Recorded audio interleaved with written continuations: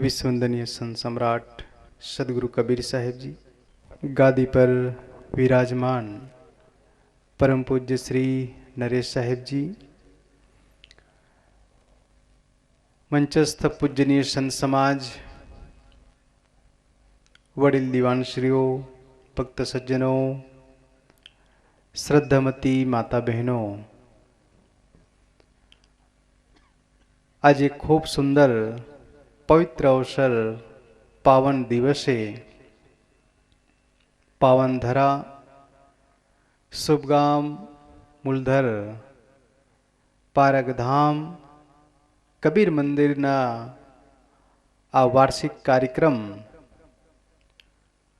49वां वार्षिक अधिवेशन ज्ञान यज्ञ नो खूब ज सुंदर कार्यक्रम रखवामां आव्यो। पूज्य श्री साहेब श्री आश्रमना तमाम भक्तों, ग्रामना सती सेवकों, दरेक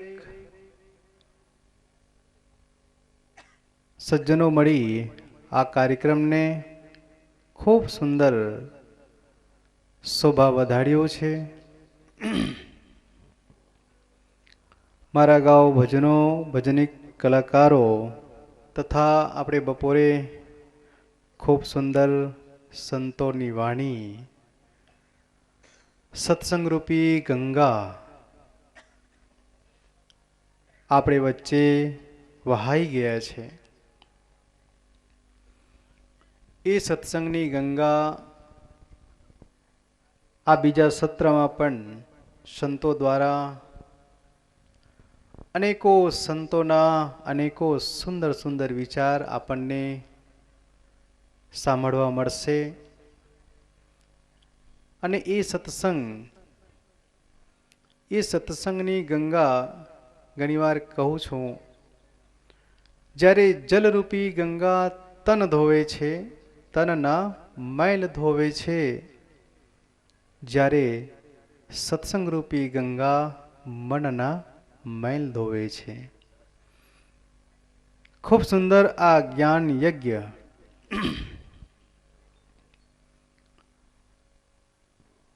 सत्संग घणीवार संतो कहे छे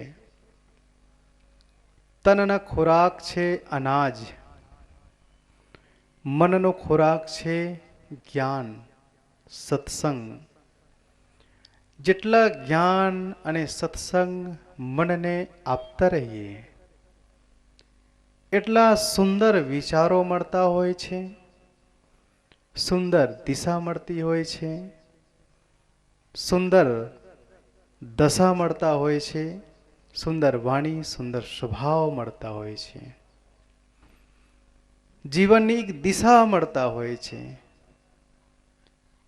आ सत्संग रूपी गंगा थी तमे दरेक जगह जाओ, आ दुनियाना कोईपण खूणामां जाओ, जे मननी शांति छे ए संतोना सानिध्य संतोना सत्संगमां ज छे। तमे लगनमा जाओ, डीजे वागता होय, बेंड वागता होय तो मन क्यांथी क्यां ज फरता होय छे, पाछळ वागता ज छे लगभग। पण सत्संगमां आपणा मन भटकता होय छे, भटकता विचारो होय छे। ए सत्संगनी सभामां भटकता विचारो शांत थई जाय छे, एकाग्र थई जाय छे। ई आपणने बेनिफिट मळे छे कि सुंदर दिशा मळे छे। एटले सदगुरु कबीर साहेब कहे छे ने कि मन लागो मेरो यार फकीरी में, जो सुख पायो राम भजन में वो सुख नाही अमीरी में। खरेखर वास्तव में जे राम भजन में सुख छे, जे प्रभु भजन में सुख छे, गुरु भक्ति में सुख छे, એ દુનિયાના કોઈ પણ ધન દૌલત ગાડી મોટર પદ પ્રતિષ્ઠામાં નથી. કરોડપતિ પણ જાણે છે કે આ પૈસામાં સુખ નથી.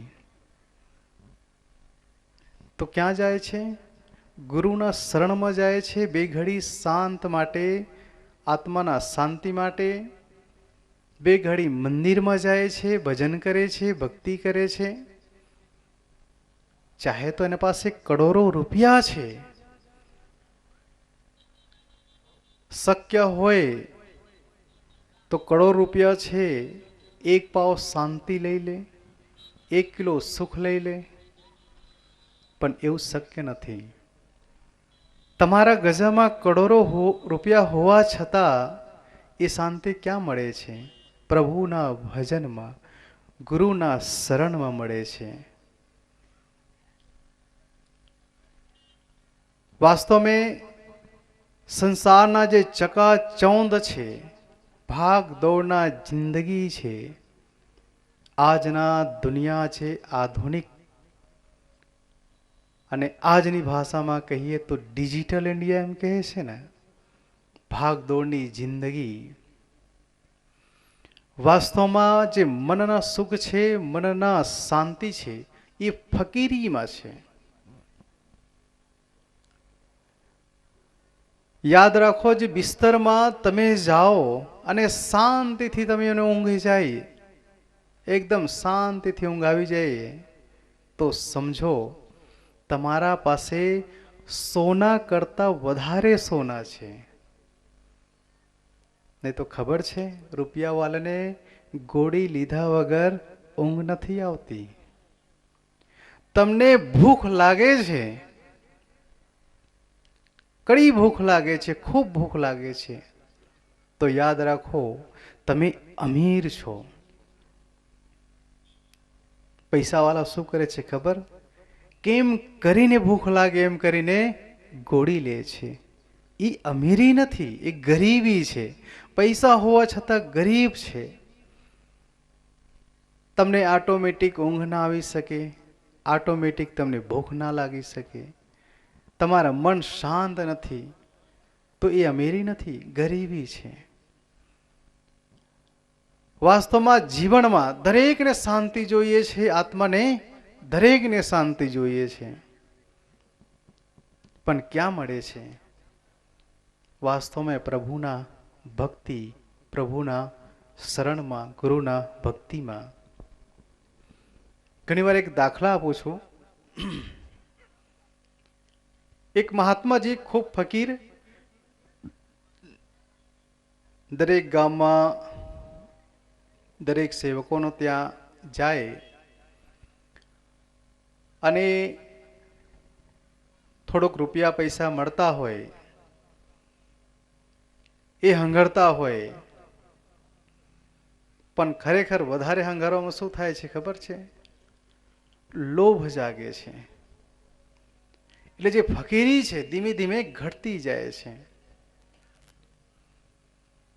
આમ તો વિવેકી સંતો વિવેકથી કામ લે છે, પણ એ મહાત્માજી એમને લક્ષ્ય હતું કે મારા પાસે 100 અશરફી સોનાના સિક્કા, એટલે કે 100 અશરફી થાય ત્યાં સુધી અહીંયા ફરું, ત્યાં ફરું, અમુક જગ્યાએ જાઓ, અમુક ભગતના ત્યાં જાઓ, એમના મનમાં સંકલ્પ હતું.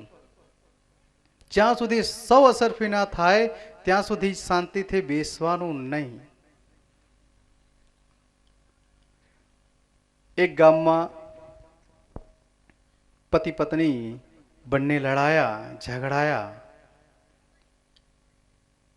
એટલે પત્ની ગામના પાદરમાં, ગામના બહાર રિસાઈને ઝાડ પર ચઢી ગયા કે મને મનાવવા તો આવશે મારા ઘરવાળો. ઝાડ પર ચઢી ગયા અને ઝાડના નીચે મહાત્માજી બેઠા છે.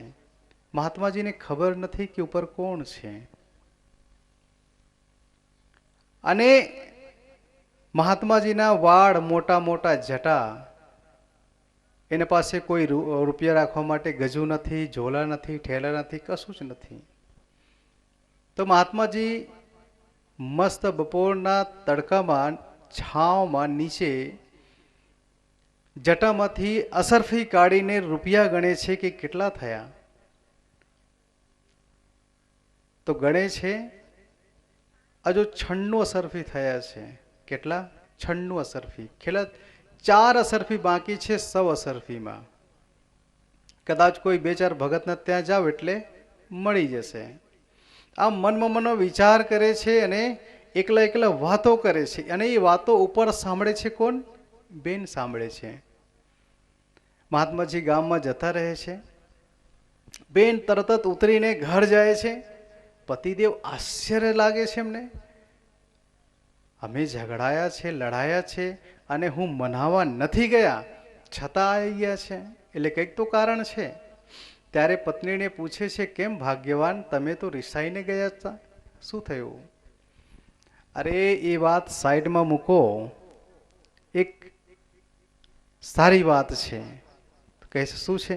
કે અમારા ગામમાં એક મહાત્માજી છે, એના પાસે છે ને 96 અસરફી છે અને એ ખાલી 4 અસરફીના લાલચ માટે કંઈક ગામમાં ફરે છે. આપણે એવું કરીએ, એને નિમંત્રણ આપીએ, આમંત્રણ આપીએ અને કંઈક કરીને જે 96 છે એને પણ લઈ લઈએ. જેમ તેમ કરીને ગામમાં ગયા અને એ મહાત્માજીને શોધી લાયા અને કહે છે, મહાત્માજી આજે અમારા ત્યાં જમવાનું છે, પ્રસાદ છે, ભોજન છે, આવો ગ્રહણ કરો.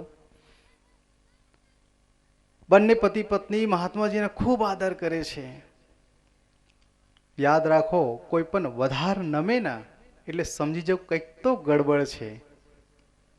નમન નમન में फेर है એમ કહે છે ને, નમન નમન में फेर है बहुत नमे नादान. એટલે મહાત્માજીને ખૂબ સુંદર ભોજન બનાવ્યું અને અંદર રૂમમાં એકલા પાટલા પરસીને, થાર પરસીને બેસાડીને બંને પતિ પત્ની બહાર નીકળી ગયા. મહાત્માજી એકલા જમે છે. જ્યારે મહાત્માજી જમી લીધા પછી પતિદેવ પત્નીને કહે છે કે સાંભળો છો, અંદર રૂમમાં 96 અસરફી છે, એમાંથી ખાલી 4 અસરફી મહાત્માજીને ભેટમાં આપી દો. પત્ની જાય છે અંદર, આમ તેમ ખોરે છે, ત્યાં તો છે જ નથી પણ ખાલી ખાલી નાટક છે ને. પત્ની કહે છે કે અહીંયા કશું પૈસા રૂપિયા નથી. તો પતિદેવ કહે છે એવું ના હોઈ શકે, હું કાલે 96 અસરફી 96 સોનાના સિક્કા મૂકેલા છું, કઈ ગાયબ થઈ જાય? તો બધા ખોરામ ખોર કરે છે, શોધે છે, જોવે છે, બધા અલમારી છે, તિજોરી છે. કહે છે હજુ તો કોઈ આયે નહીં, અમે બંને જ છે પતિ પત્ની, કોઈ બીજા છે નહીં, આ મહાત્મા સિવાય કોઈ આયે નથી. આ મહાત્માજી હાથમાં આવી ગયા. એક બાજુ કહે છે મહાત્માજી થોડી ચોરી કરી શકે, ના કરી શકે, પણ પેલા 4 અસરફી લાલચમાં બેચારા શું કરે? આમ તેમ કરીને ફરિયાવાળા ભેગા થઈ ગયા. કહે છે શું થયું? કે અહીંયા 96 અસરફી હતા પણ ગાયબ થઈ ગયા. કોણ આવેલા તમારા ઘરે? કોઈ નથી, મહાત્માજી એટલા જ છે, બીજા કોઈ નથી. તો કેમ મહાત્માજી? મહાત્માજી કઈ ના બોલે, બોલે તો ગડબડ થાય. તો મહાત્માજી એક બાજુ કહે છે કે મહાત્માજી ચોરી કરતા હોય, ના કરે. તો બેન શું કહે છે? નહીં, એક બાર સંતોષ કરવા માટેના જે વાળના જટા છે એને ખોલવા કહો. ત્યારે ફરિયા ગામવાળા કહે છે કે મહાત્માજી સંતુષ્ટિ માટે, સંતોષ માટે તમારા વાળના જટા છે એ ખોલી નાખો ને. જ્યારે વાળના જટા ખોલે છે તો એ મહાત્માજીના 96 અસરફી નીકળે છે અને કહે છે, શું કહે છે ગામવાળા? અરે મહાત્માજી, તમે મહાત્મા થઈને ચોરી કરો છો, તમે 96 અસરફી તમે ચોરી ગયા. ત્યારે મહાત્માજીને એ વાત યાદ આવે છે કે વાસ્તવમાં જે ફકીરીમાં હું જીવન જીવતા હતા ને, આ લાલચ મને લઈ ડૂબ્યું છે. કે વાસ્તવમાં જે ફકીરી છે, લાલચ આપણને ડૂબાવે છે. જ્યારે વાંદરા કેવી રીતે ફસે છે? એક મુઠ્ઠા ચનાના લાલચમાં. પોપટ કેવી રીતે ફસે છે? એક લાલ મરચાના લાલચમાં. એટલે જે આપણે જે ફકીરી છે, આપણા જે સુખ છે એને છોડીને ગલત દિશામાં જઈએ છે એટલે ઇન્સાન ભટકી જાય છે, દુખી હોય છે. એટલે સદગુરુ કબીર સાહેબ કહે છે कि मन लागो मेरो यार फकीरी में, जो सुख पायो राम भजन में वो सुख नाही अमीरी में. वास्तव में एक बाजू संसाરના અનેકો રૂપિયા અને એક બાજુ પ્રભુના ભજન, તો વાસ્તવમાં જે પ્રભુના ભજન છે એના પલળા ભારે છે, એમાં જ શાંતિ છે, એમાં જ સુખ છે. તો ખરેખર જીવનમાં ગુરુ ભક્તિ, પ્રભુનો ભક્તિ, હરિનો ભક્તિ કરીએ, જેથી જીવનમાં શાંતિ, આત્મ શાંતિ મળે. આજે પૂજ્ય સાહેબજીને ખૂબ ખૂબ ધન્યવાદ, શુભકામના, અને આશ્રમના તમામ ભક્તોને ખૂબ ખૂબ ધન્યવાદ, ખૂબ ખૂબ શુભકામના સાથે મારી વાણીને વિરમું છું. બોલીએ સદગુરુ દેવ કી જય.